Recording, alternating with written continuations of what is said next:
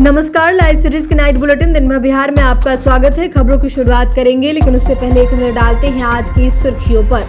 केंद्रीय मंत्री नितिन गडकरी से मिले सीएम सम्राट, अहम मुद्दों पर चर्चा।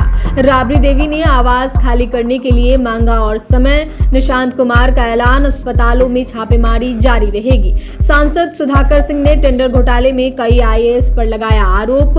मंत्री ने दिया करारा जवाब, तेजस्वी अपनी मां का कर रहे अपमान। पंचायत चुनाव में नहीं होगा परिसीमन, मंत्री दीपक प्रकाश का ऐलान। यूपी में मुकेश सहनी को पुलिस ने किया हाउस अरेस्ट। बर्थडे पार्टी मनाकर लौट रहे 3 दोस्त की सड़क हादसे में मौत। सारण में डबल मर्डर के गवाह की हत्या, सड़क पर उतरे लोग। दरभंगा में महादेव मंदिर पर गिरी बिजली, कई जिलों में ऑरेंज अलर्ट। अब खबरें विस्तार से। बिहार के मुख्यमंत्री सम्राट चौधरी दिल्ली दौरे पर हैं और दिल्ली पहुंचते ही वे केंद्रीय सड़क परिवहन एवं राजमार्ग मंत्री नितिन गडकरी के साथ मुलाकात की और महत्वपूर्ण बैठक किया। इस बैठक में बिहार की कई बड़ी सड़क और पुल परियोजनाओं पर विस्तार से चर्चा हुई। राज्य सरकार इन परियोजनाओं के लिए केंद्र से वित्तीय स्वीकृति और आवश्यक राशि उपलब्ध कराने का अनुरोध की। मुख्यमंत्री और केंद्रीय मंत्री के बीच ये बैठक सबसे महत्वपूर्ण माना जा रहा है। करीब 15,000 करोड़ रुपए की सड़क और पुल परियोजनाओं को गति देना है। सम्राट चौधरी का यह दिल्ली दौरा केवल विकास परियोजनाओं तक सीमित नहीं माना जा रहा है। हालांकि आधिकारिक तौर पर कार्यक्रम का मुख्य उद्देश्य सड़क और आधारभूत संरचना से जुड़ी परियोजनाओं की समीक्षा और उन्हें केंद्र की मंजूरी दिलाना बताया गया है। राबड़ी देवी ने 10 सर्कुलर रोड स्थित राबड़ी आवास खाली कर दिया है। अब लालू परिवार एक पोलो रोड में रहेगा। बंगला खाली करने के नोटिस का आज आखिरी दिन है। इस बीच राबड़ी देवी के आप्त सचिव ने भवन निर्माण विभाग को लेटर लिखकर 5 जुलाई तक आवास खाली करने का वक्त मांगा है। 5 जुलाई को ही राजद का स्थापना दिवस भी है।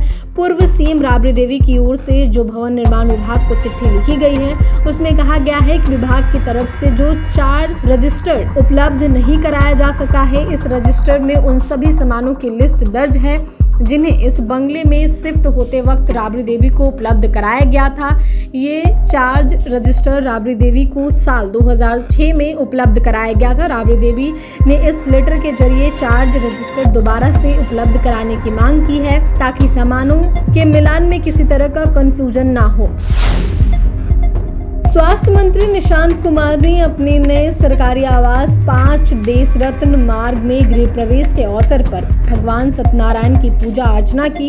इस कार्यक्रम में पूर्व मुख्यमंत्री नीतीश कुमार के साथ परिवार के अन्य सदस्य भी मौजूद रहे। पूजा के बाद मीडिया से बातचीत में स्वास्थ्य मंत्री निशांत कुमार ने कहा कि उन्हें 5 देश रत्न मार्ग का सरकारी बंगला आवंटित हुआ है, इसलिए गृह प्रवेश की पूजा कराई गई है। जब उनसे पूछा गया कि क्या अब वे इसी बंगले में रहेंगे, तो उन्होंने मुस्कुराते हुए कहा कि यहाँ भी रहेंगे और वहाँ भी रहेंगे। वहीं अस्पतालों में चल रही कार्रवाई पर स्वास्थ्य मंत्री निशांत कुमार ने कहा कि स्वास्थ्य विभाग की छापेमारी आगे भी जारी रहेगी। उन्होंने कहा कि इसका उद्देश्य सरकारी और निजी अस्पतालों में स्वास्थ्य सेवाओं को बेहतर बनाना, ताकि आम लोगों को इलाज में कोई परेशानी का सामना न करना पड़े और उन्हें गुणवत्तापूर्ण स्वास्थ्य सुविधा मिल सके।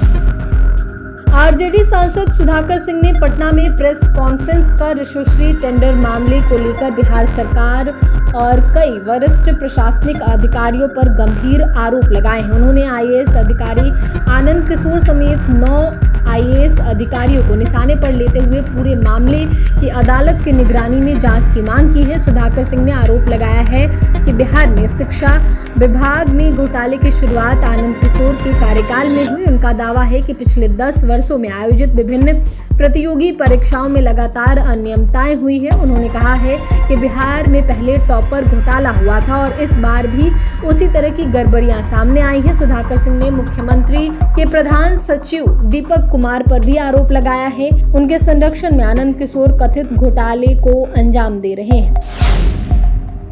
तेजस्वी यादव ने सम्राट चौधरी को अंगूठा छाप मुख्यमंत्री बताया और बिहार टेंडर घोटाले को लेकर कई सवाल पूछे, जिसके बाद बिहार की सियासत गर्मा गई है। बीजेपी ने तेजस्वी यादव के बयान पर प्रतिक्रिया दी है। बिहार सरकार में मंत्री लखेंद्र पासवान ने करारा जवाब देते हुए इतिहास और गूगल पर अंगूठा छाप मुख्यमंत्री कौन है, किसका नाम है, सब पता चल जाएगा।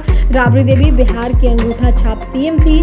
तेजस्वी अब अपनी मां को लेकर ऐसा कह रहे हैं, वो अपनी मां का अपमान कर रहे हैं। बिहार की जनता उन्हें नकार चुकी है। बिहार सरकार के मंत्री दीपक प्रकाश ने कहा कि बिहार में पंचायत चुनाव जल्द कराए जाएंगे। पत्रकारों से बातचीत में इस बार आरक्षण का रोस्टर बदलेगा। उन्होंने कहा कि चुनाव ईवीएम से होंगे, जबकि इस बार बिना परिसीमन के चुनाव कराए जाएंगे। मंत्री दीपक प्रकाश ने बताया कि पहली बार ईवीएम से पंचायत चुनाव होने जा रहा है। पंचायत चुनाव में सभी 6 पदों के लिए मल्टी पोस्ट ईवीएम के माध्यम से चुनाव कराया जाएगा। परिसीमन के बारे में मंत्री ने बताया कि 2021 में कोरोना काल के कारण जनगणना का काम नहीं हो पाया था। अभी देश भर में जनगणना का काम चल रहा है। डेटा मिलने के बाद एक बार फिर से परिसीमन का काम होगा, इसलिए इस बार बिना परिसीमन ही बिहार में पंचायत चुनाव होगा।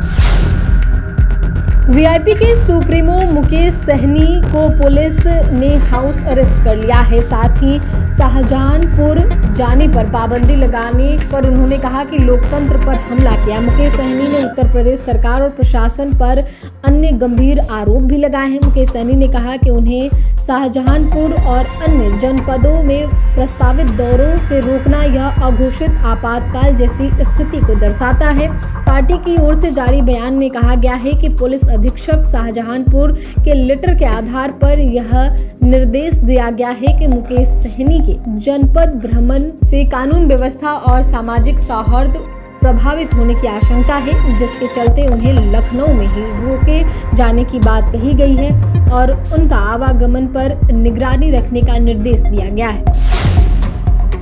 बेगूसराय में 2 स्कॉर्पियो की भीषण टक्कर में एक स्कॉर्पियो सवार 3 दोस्तों की दर्दनाक मौत हो गई, वहीं 3 गंभीर रूप से घायल हो गए। वहीं दूसरे स्कॉर्पियो में सवार 9 लोग भी घायल हो गए। एक स्कॉर्पियो में 3 लोगों की मौत और 3 अन्य घायल संधौली थाना क्षेत्र के अंग्रेजी ढाला के पास NH 31 की है। नगर थाना क्षेत्र के पोखरिया से जन्मदिन का पार्टी कर पूर्णिमा के मौके पर गंगा स्नान के लिए स्कॉर्पियो से सिमरिया जा रहे थे, तभी सामने से आ रहे स्कॉर्पियो से आमने सामने भीषण टक्कर हो गई। घायल के परिजनों ने बताया कि पोखरिया मोहल्ला निवासी करण कुमार का कल रात जन्मदिन था और उसी में सभी दोस्त पार्टी करने के लिए देर रात स्कॉर्पियो पर सवार होकर गए थे और गंगा स्नान के लिए सिमरिया जा रहे थे। इसी दौरान ये भीषण सड़क हादसा हुआ। सारण में वकील पिता बेटे हत्याकांड में एक अहम गवाह की अपराधियों ने गोली मारकर हत्या कर दी। इस घटना में मृतक का छोटा भाई भी गंभीर रूप से घायल हो गया। सारण जिले के मुफस्सिल थाना क्षेत्र का मामला है। घटना की सूचना मिलते ही एएसपी रामपुकार सिंह सहित पुलिस के वरीय अधिकारी अस्पताल पहुंचे और परिजनों से जानकारी ली। पोस्टमार्टम के बाद परिजनों को सौंप दिया गया। इस घटना के विरोध में परिजनों ने सड़क जाम कर प्रदर्शन भी किया। इसके बाद आक्रोशित परिजन लेकर मेथवलिया चौक पहुंचे और मुख्य सड़क को जाम कर प्रदर्शन किया। करीब 2 घंटे तक यातायात पूरी तरह बाधित रहा। परिजनों ने आरोप लगाया कि सुरक्षा को लेकर पहले भी पुलिस से कई बार गुहार लगाई गई थी, लेकिन समय रहते सुरक्षा नहीं मिलने के कारण यह घटना हुई है। बिहार में मॉनसून एक्टिव है। दरभंगा जिले के होलारपट्टी गांव में जलेश्वर नाथ महादेव मंदिर के गुंबद पर आकाशीय बिजली गिरने से अफरा तफरी मच गई। घटना के वक्त मंदिर में करीब 25 श्रद्धालु पूजा कर रहे थे। राहत की बात यह रही कि सभी श्रद्धालु बाल बाल बच गए। वहीं पटना में कई दिनों बाद मौसम बदला। राजधानी में सुबह तेज धूप के बाद अचानक काले बादल छाए, दिन में अंधेरा छा गया। तेज हवा के चलते गर्मी से राहत मिली। वहीं पटना के कुछ इलाकों में बारिश भी हुई। मौसम विभाग की माने तो 30 जून से बारिश की गतिविधि तेज होंगी। 1 जुलाई से राज्य में झमाझम बारिश होने की संभावना है। इस बीच मौसम विभाग ने आज 25 जिलों में बारिश का ऑरेंज अलर्ट जारी किया है।